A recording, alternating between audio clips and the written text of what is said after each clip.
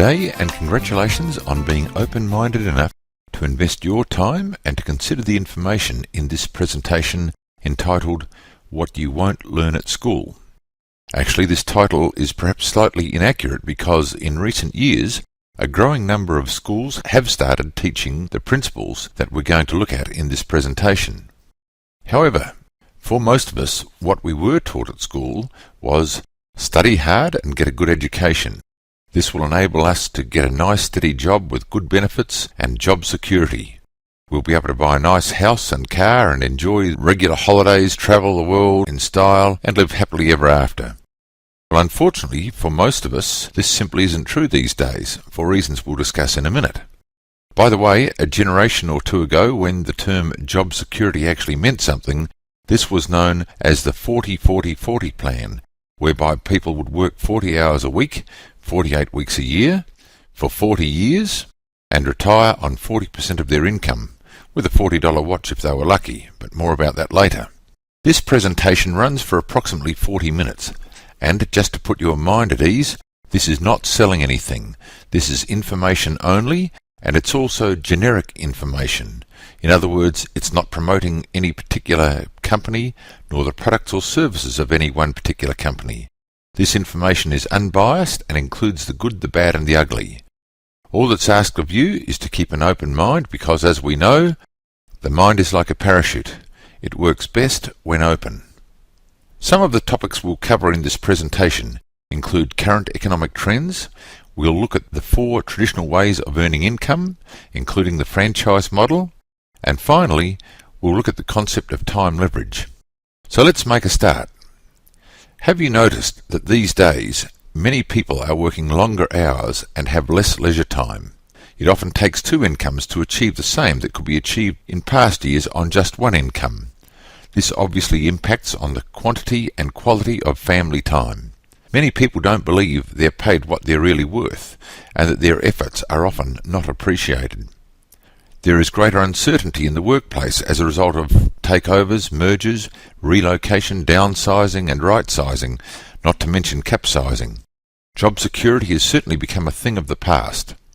People are suffering more from stress-related illnesses than ever before, and on top of that, with an ageing population, the buying power of the age pension is diminishing rapidly. In fact, on the topic of the age pension and retirement, some disturbing information from the Bureau of Statistics shows that for every 100 people who were aged 25 40 years ago, today 1 is wealthy, 4 are financially independent, 5 are still working, 36 are deceased, and 54 are receiving a pension. Because most of us would prefer to be in the top 5 or 10%, we often look at different ways of earning money. One of the world's leading wealth coaches and author of best-selling books such as Rich Dad, Poor Dad, Robert Kiyosaki, in his book The Cash Flow Quadrant, outlines the 4 traditional ways of earning income, which we'll look at in the next slide. By the way, for anyone wanting to get out of the rat race, this book is a must-read, and his website, richdad.com, is well worth a visit. So what is the cash flow quadrant and the 4 elements? The E stands for employee, S is for self-employed or sole trader, B is for business owner, and I is for investor. Let's look at the advantages and disadvantages of each. Most of the working population is working in the capacity of employee for someone or some organisation. The advantages of the employee status is that it provides regular income which is usually known in advance, thus enabling us to budget to meet our living expenses and hopefully have something left over to put into a savings fund. On the downside, as an employee, we're actually trading units of our time for units of our employer's money. And because time is limited, there is obviously also a limit to the amount of income that an employee can earn. Income from working in the role of an employee is known as active or temporary income because whether the employee is the cleaner or the CEO, if he or she doesn't turn up and perform, sooner or later he or she will be asked to move on. Perhaps the biggest disadvantage of relying on an ongoing steady income to meet long-term financial commitments is the issue of job security, or to be more correct, the lack of it. Anyone who thinks that job security still exists probably also still believes in the tooth fairy. The S or self-employed quadrant is also that of the sole trader and small business owner. Many professionals operate in the S quadrant, which is also known as the stress quadrant. The main reason that people are attracted to this quadrant is because it gives them the opportunity to be their own boss and have creative control over their business. They prefer not to have to take orders from other people. What they really want is just to be able to do it their own way. However, what they often find is that whilst they may have creative control, they really don't own their life. Their job does. If they aren't present, their customers disappear. Their income, like that of those in the employee quadrant, is active or temporary because if they stop work, their income also stops. Even professionals like doctors, dentists, accountants, as soon as they stop seeing patients or clients, their income also stops, at least from that source. And so this professional income is what is called active or temporary income. In reality, many self-employed and sole traders simply own their own jobs, and they, like those in the E or employee quadrant, are working for temporary income. There are two types of income, temporary and permanent. Temporary income is active income, and in most cases would cease or slow considerably if the self-employed person ceased his or her business activity. Permanent income is also known as passive or leveraged income, and is a type of income enjoyed by people such as inventors, authors, singers, songwriters, and investors. This leads to comment on the topic of time and money, and the importance of having a good balance of these two commodities. Many people have plenty of time but no money to enjoy it. Others are so busy working to earn the income they desire, they don't have the time to enjoy it. Unfortunately, in our society today, very few people are able to achieve the delicate balance of having both time and money. Okay, back to the cash flow quadrant and the B or business owner. This quadrant offers many advantages. For a start, it is a source of permanent income because the business owner is leveraging other people's time. This can lead to enormous income potential, but equally, there are several disadvantages that face traditional business ownership, not the least of which is the high capital outlay to purchase a business or start one from scratch. And of course, high capital outlay also means high risk if things don't go according to plan. On top of that is the perennial problem of employee hassles, unless properly managed. It has often been said that if you have one employee, you have one headache. If you have more than one employee, you run an adult daycare centre. The fourth traditional method of earning income is by investing money, and there is a multitude of investment opportunities available. Investing money is a form of permanent income, and of course it is passive rather than active because the investment is accumulating, hopefully, even whilst the investor is sleeping. This is because investors utilize the concept of leverage, in this case money leverage. The dictionary defines leverage as the strategic advantage gained by employing a lever. With investing, money is the lever, and the investor employs a lump sum of money to work for him or her in order to earn a dividend. However, in order to generate a reasonable amount of regular income on which to live, a large lump sum of capital is required. And of course, investing can be a risky business without knowledge and experience in the particular field of investment.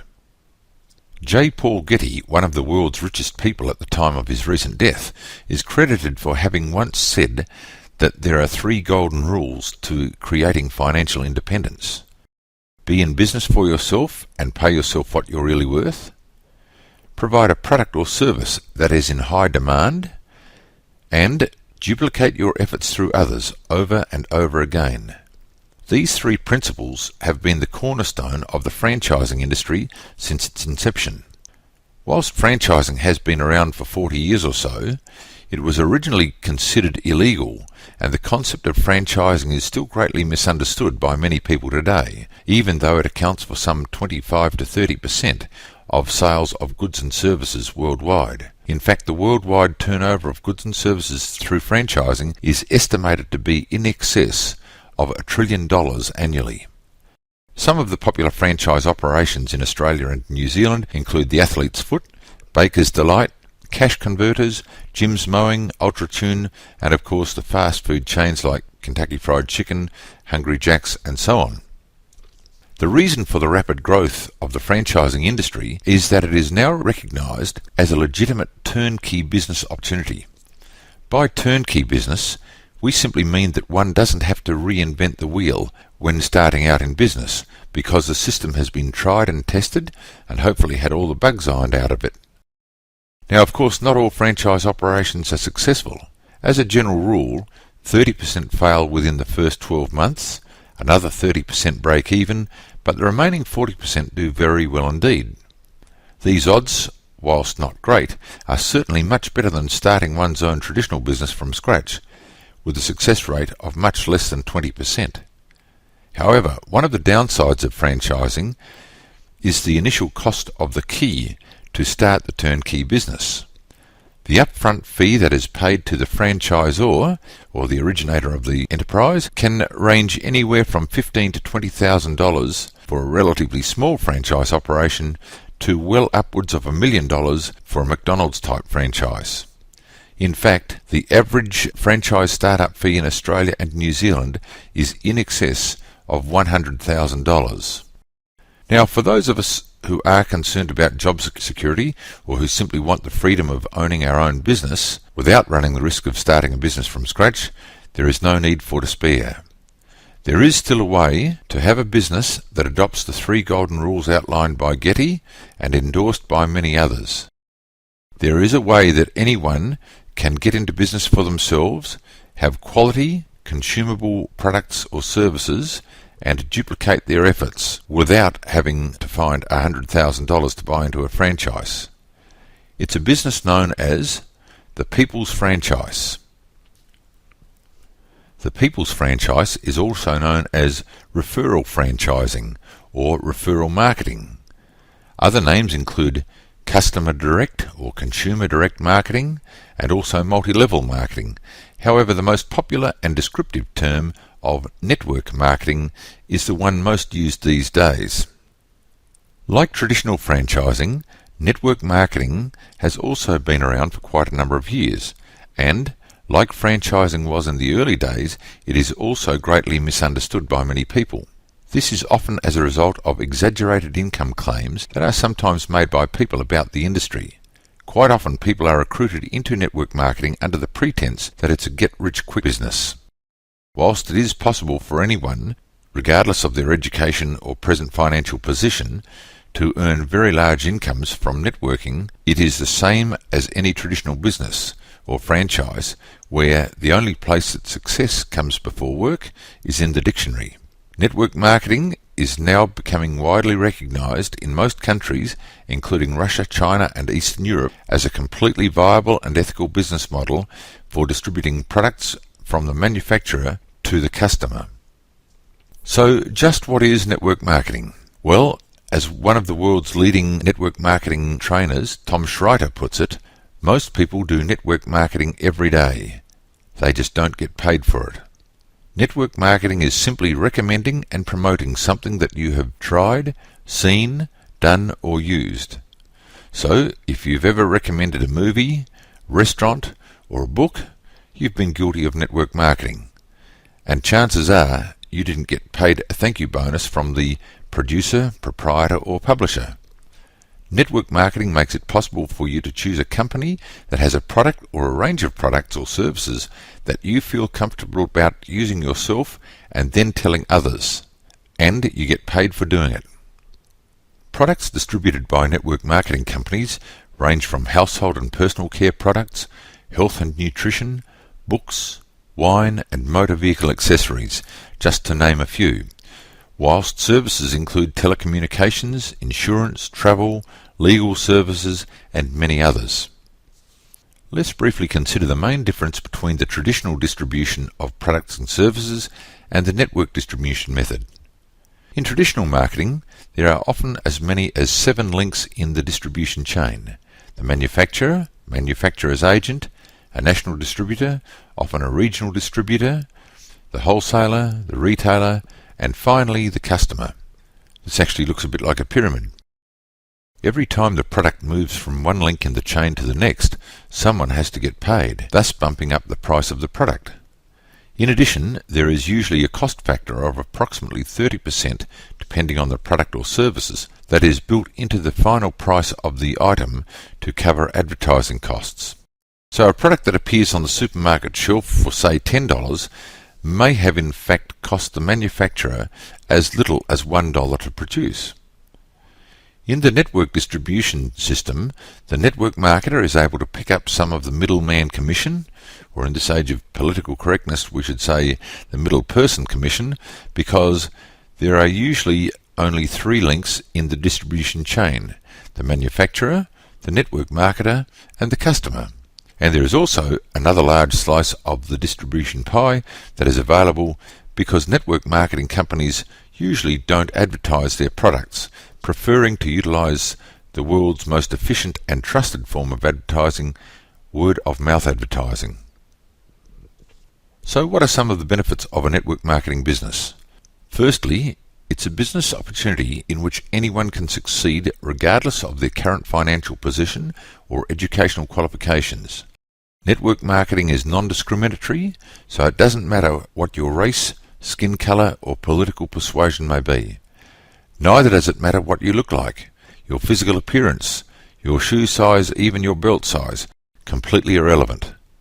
All that is required is to be open-minded and coachable and follow the success formula that has been tried and proven by many people before you. Unlike traditional businesses or franchising, network marketing is low cost and low risk.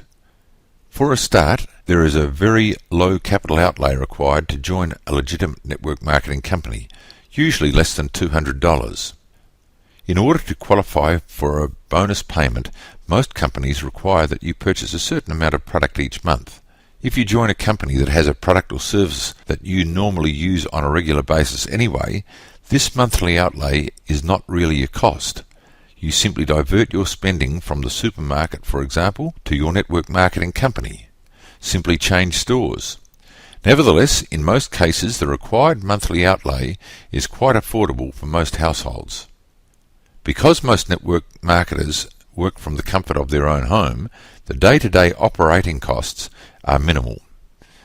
Another factor that reduces the risk is that most companies have a money-back satisfaction guarantee on both the products as well as a joining fee within a certain time period.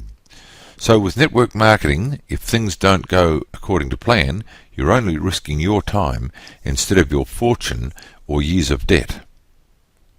A network marketing business gives people the freedom to work when, where, how and with whom they please. It is totally flexible. Most network marketers work their business part-time.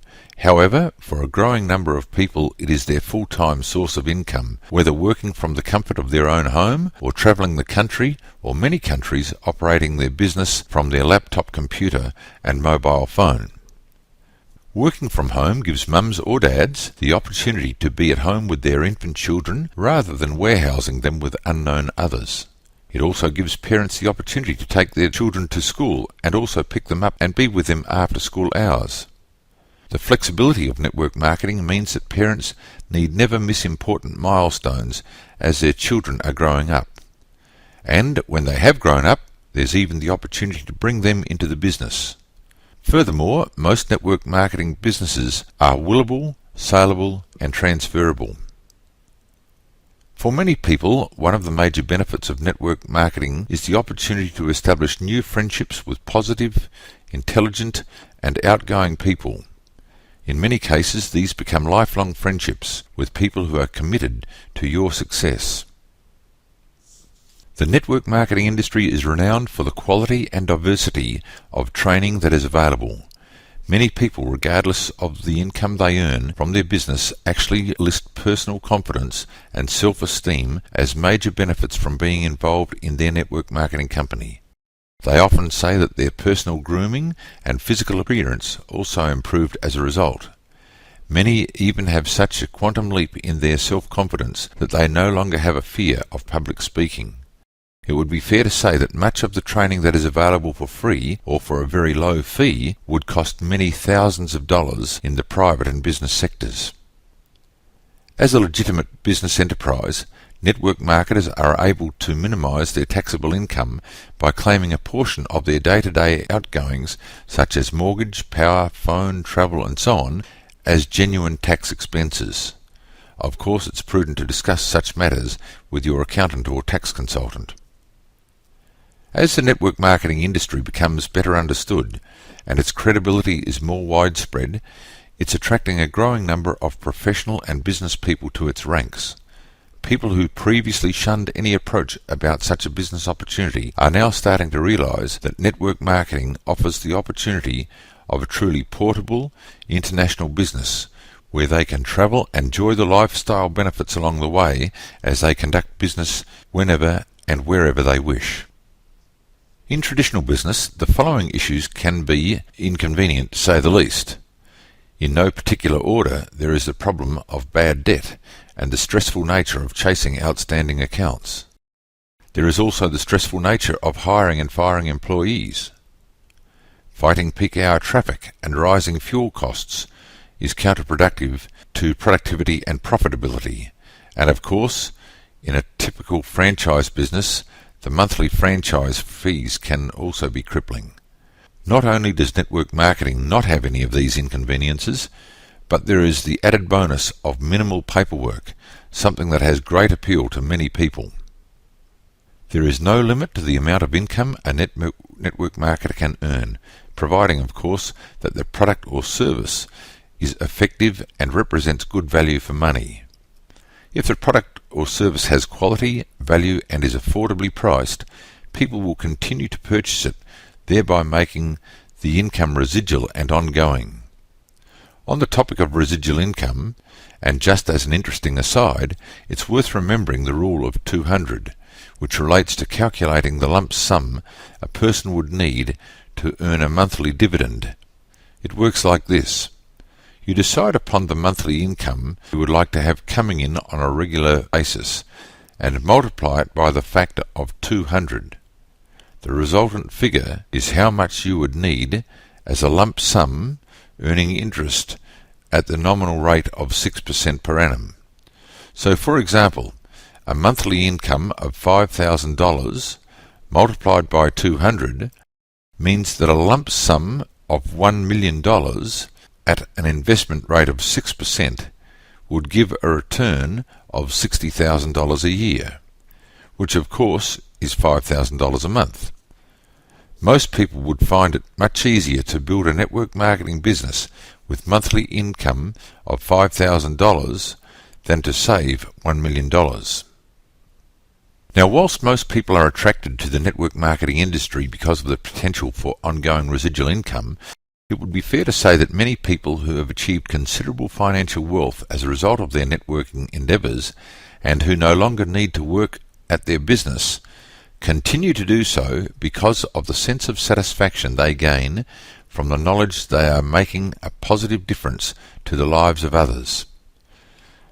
For some, it's about the enhancement of the quality of the lives of others by introducing them to products or services that they may not otherwise ever have learned about. For others, it may be the fact that they have shown them a way to get out of a financial rut. Or it may be the personal growth, encouraging others to be the best they can be. And of course, by having additional disposable income, it gives people the opportunity to donate to worthwhile causes, to plant a shade tree under which they may never sit, and make a difference to the life or lives of people they may never meet. And isn't that something our world needs now more than ever before? In the corporate world, and especially government organisations, there is a great deal of lip service given to teamwork. In reality, the person above you will tread on your fingers as you're attempting to climb the ladder of success. They don't really want you to succeed, especially if it means you getting above them.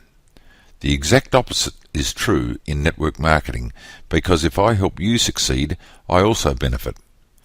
Network marketing is perhaps the perfect example of a business where the philosophy of the only way for me to get what I want out of life is to help enough other people get what they want is really true. Another big difference between network marketing and the corporate world is the emphasis placed on rewards and recognition. People are publicly acknowledged for their efforts and in many cases are rewarded with travel to exotic holiday destinations in addition to the regular weekly and monthly bonuses that they can earn. There is no doubt that network marketing can be fun, enjoyable and exciting. Now, this topic of time leverage. Earlier on we touched briefly on the principle of money leverage. The concept of time leverage is much the same as money leverage, and it is something that is central to all network marketing companies. Many people, when they grasp an understanding of how time leverage works, can actually lose sleep, and no apology is offered if this happens to you. In order to best explain what time leverage is, the following is a simple hypothetical example of how it's possible for anyone to have a business with a turnover of $1 million in just 12 months. In this illustration, we're going to share our knowledge about our network marketing company and its products or services with just one person each month and teach him or her how to do the same. So, in the first month, we introduce this concept to someone who we care about and who we want to work with. Let's say this person's name is Sam. And so, not counting ourselves, we have one person in our team, Sam. In the second month, we help Sam to introduce this concept to one of his or her friends, and of course, we introduce it to our one new person for that month also, maybe someone who wants to spend more time at home with his or her family. And so, at the end of the second month, we have a total of 3 people in the team that we have started, not counting ourselves. And because we've been a good teacher and duplicated our knowledge and efforts through Sam, in the third month, these 3 people from month 2 introduce 3 more people, that is, their one person each. We also introduce our one new person, perhaps someone who feels that they're overworked and underpaid, and so the total is now 7. Now, right here, it's important to be aware of a strange phenomenon. In network marketing, and this is consistent with most companies, it's right here at about the 3-month mark that many people quit the business. The reason is this, that at the end of the 3rd month, many people think things aren't happening quickly enough. After 3 months, they only have 7 people in their team, and some of those people aren't as excited and as active as we might be. Maybe they think it's a get-rich-quick business, and they're disappointed that they're not millionaires just yet. They simply feel that it's not happening quickly enough for them, and they just let it go. However, let's just assume that these 7 people give it 1 more month and introduce it to just one person each, and of course we introduce our one person, perhaps someone who we know who has just recently had their hours reduced or were still been made redundant. And so at the end of the 4th month, we now have 15 people in our team. And of course, if these 15 people each duplicate their efforts and we introduce it to someone else we know and care about who also wants more out of life, do you see how we would now have 31 people in our team? By now these people are starting to get the hang of it, because they're beginning to understand how they can duplicate their efforts and help other people at the same time by sharing this information. And remarkably, there are now 63 people in the team that we started just 6 months ago. Now, it's interesting to note the difference between the 1st and 3rd months, when our team grows from 1 to just 7 people, and then in the next 3-month period when numbers grow from 7 to 63 by the end of the 6th month. All of a sudden, for those with a small amount of patience, things are starting to happen. And on it goes in the 7th month, with each of these 63 people sharing the concept with just one person each. And of course we introduce our one person for the month, maybe someone who wants to put their children through the best school in the country. Suddenly the number has grown to 127. At the end of the 8th month, 9th month, and at the end of the 10th month, there are now 1,023 people in the team that we started. And in creating that team of over 1,000 people, how many people have we personally introduced? Exactly, only 10 people. You see, we don't have to know 1,000 people or even hundreds of people, because we have the right to share this with other people, and they have the right to share this with their friends and acquaintances. Let's continue. In the 11th month, each of these 1,023 people, again introducing this principle to just one person each, and we meet someone who perhaps would like to start their own portable international business. Do you see how there are now 2,047 people? And finally, by the end of the 12th month, we have created a team of some 4,095 people in just 12 months. It's quite amazing, really. It's a bit like the exercise of placing grains of wheat on a chessboard. On the first square we place 1 grain of wheat, on the second square 2 grains, 4 on the third, and so on, doubling the number of grains of wheat on each square as we go. By the end of the first row, in other words, on the 8th square, there are 128 grains. Now, if we continued the exercise for all 64 squares, assuming, of course, for the sake of the exercise, that the wheat would fit on the chessboard, how much wheat do you think we would have? Take a guess. Do you think it would fill a bucket, a bathtub, a 6x4 trailer, a semi-trailer, a silo, or even more? If you guessed more than a silo full, you're correct. In fact, the answer is more than 600 billion tons of wheat, more than a fleet of grain ships could carry. It seems unbelievable, but if you'd like to check the calculation for yourself, 1,000 grains of wheat weighs approximately 40 grams. Another example of duplication can be illustrated in the story of the young man who was offered a 1-month contract where he had to work in a particular job for 8 hours a day for all 31 days, including weekends. He was offered a choice of 2 methods of payment. His first option was to work for a rate of $1,000 a day, because it was an extremely difficult and unpleasant job.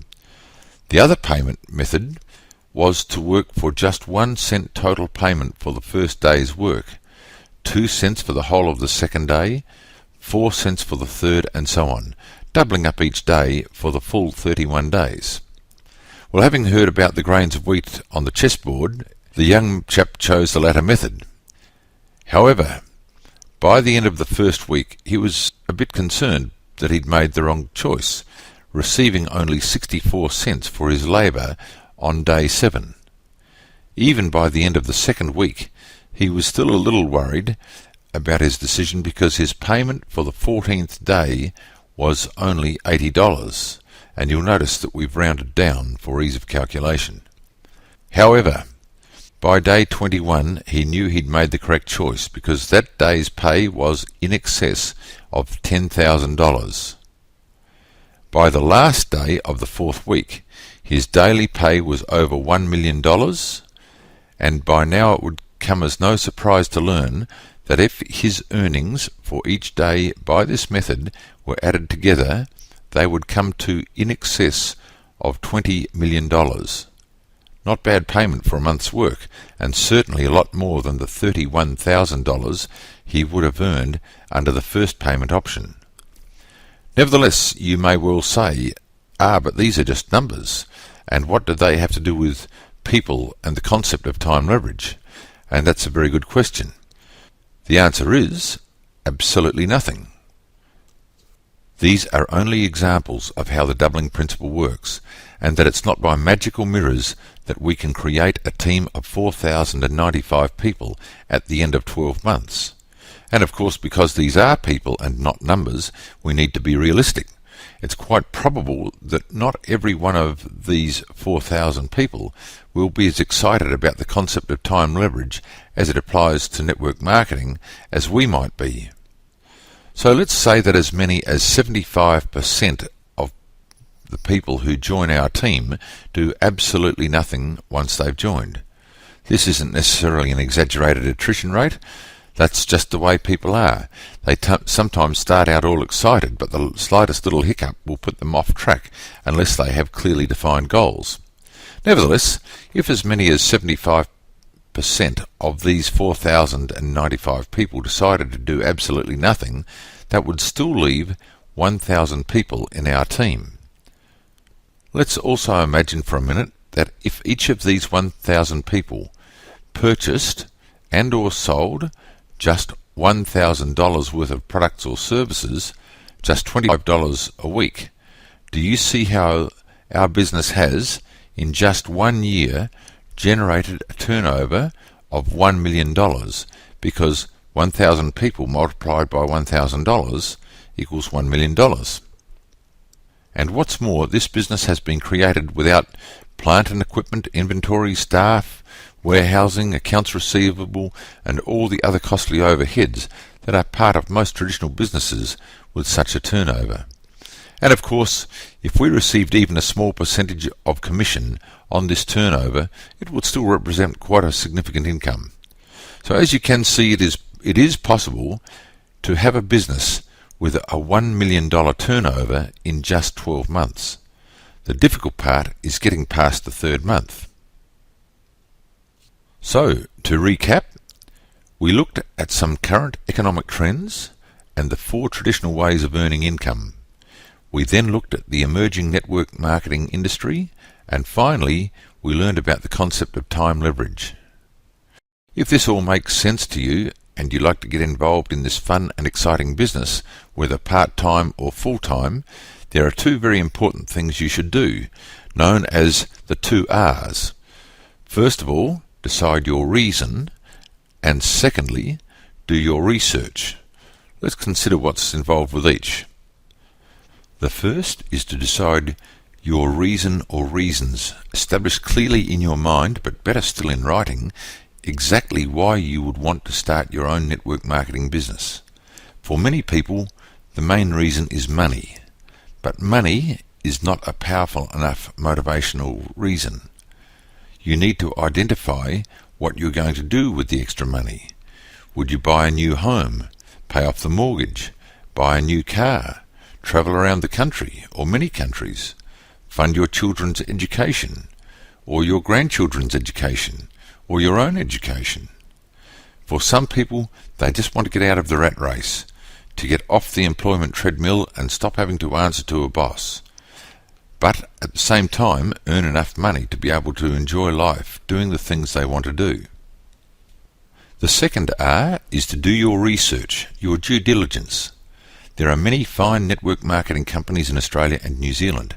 Unfortunately, there are also many fly-by-night scams, illegal pyramid and Ponzi schemes masquerading as genuine network marketing organisations.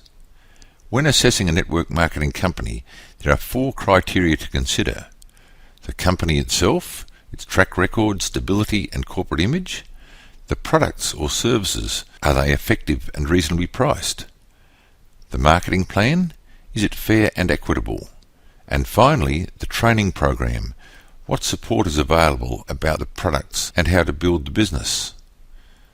These 4 important issues are addressed in greater detail in another video presentation entitled Selection Criteria, and it's strongly recommended that you watch this presentation, and if you have any questions, discuss them with the person who referred you to this video. Well, that's about it. Should you wish to commence a network marketing business, either part-time or full-time, good luck, and may you achieve the success you deserve. And finally, congratulations on being open-minded enough to consider the information covered in this presentation. Uru for now.